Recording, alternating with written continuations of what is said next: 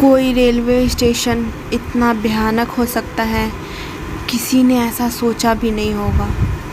गौरव की ड्यूटी रात की थी और वो बहुत खुश था क्योंकि उसका पहला दिन था स्टेशन पर। सब कुछ नॉर्मल था जब तक उसकी आंखें खुली हुई थी। उसे पैसेंजर की टिकट चेक करनी थी और पहले ट्रेन की आवाज़ उसके कानों में पड़ी। पूरा स्टेशन सन्नाटे में डूबा हुआ था। एक दो ही लोग थे जो ब्लैंकेट ओढ़कर सो रहे थे अपनी ट्रेन के इंतज़ार में।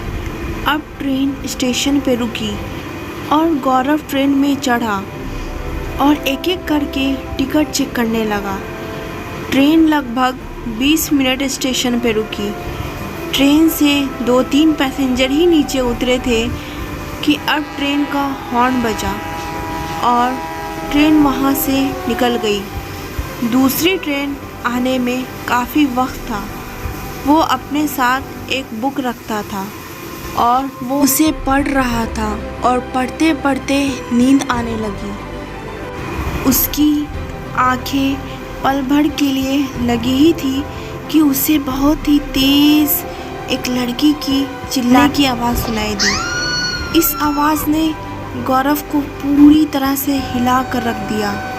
वो एकदम से उठा और चारों ओर घबराहट से देखने लगा। पूरे स्टेशन पे कोई भी लड़की नहीं थी। पूरा स्टेशन सन्नाटों से भरा हुआ था। वो दौड़ते दौड़ते कोना कोना छान मारा पर उसे कोई लड़की नहीं दिखाई दी।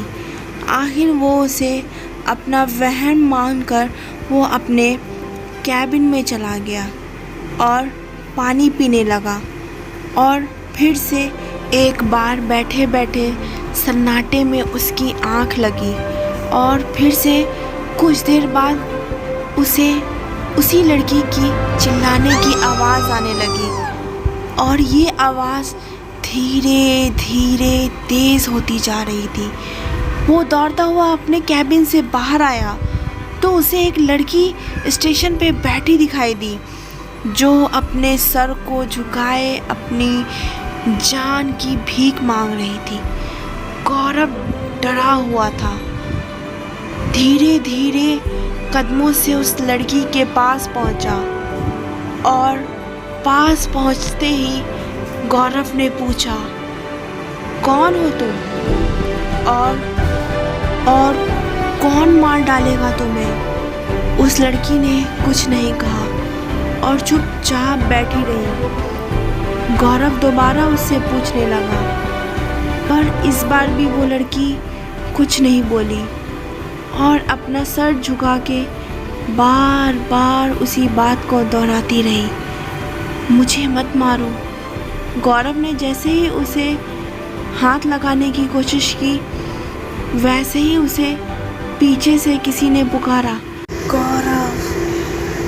जैसे ही वो पीछे मुड़ा वहाँ कोई नहीं था और जब वापस उस लड़की की ओर मुड़ा तो वहाँ कोई लड़की भी नहीं थी। डर, दहशत और घबराहट तीनों ने उसे घेर लिया था। वो बहुत बुरी तरह से डर चुका था। वो दौड़ते हुए अपने कैबिन में चला गया और सहमा सा चुपचाप एक कोने में बैठ गया। थोड़ी देर वो वैसे ही बैठा होगा कि उसके कानों में एक ट्रेन की आवाज़ आने लगी जो स्टेशन पे पहुंचने वाली थी।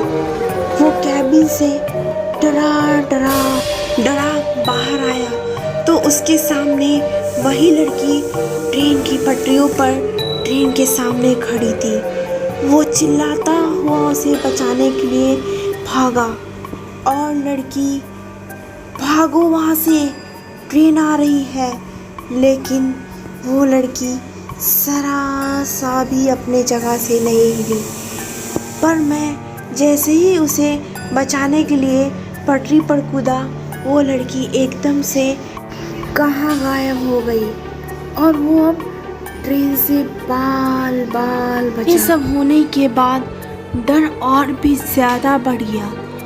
वो ट्रेन के कंपार्टमेंट में चढ़ा और ट्रेन भी थोड़ी देर रुकने के बाद वहाँ से चल दी और वो एक एक कर सबकी टिकट चेक करने लगा और चेक करते करते कंपार्टमेंट की गेट पर आ गया तो जैसे उसकी सांस रुक ही गई हो, क्योंकि वो लड़की गेट पर ही लटकी हुई थी और भयानक हंसी के साथ ट्रेन से खुद ही कूद गई।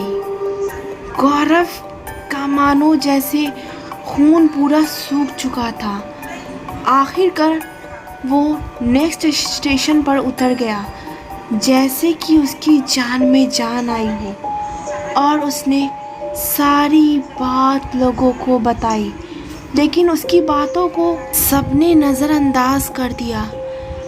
ऐसी ही परेशानी तब शुरू हुई जब उसकी पूरी फैमिली मर चुकी थी। गौरव का ये सोचना था कि उसकी फैमिली की हालत का जिम्मेदार वही लड़की है।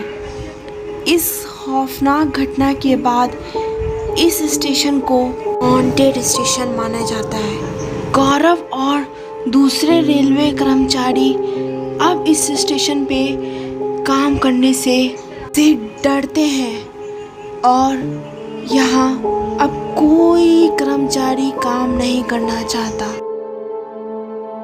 हेलो फ्रेंड्स, तो कैसी लगी ये आपको रेलवे स्टेशन हॉरर स्टोरी?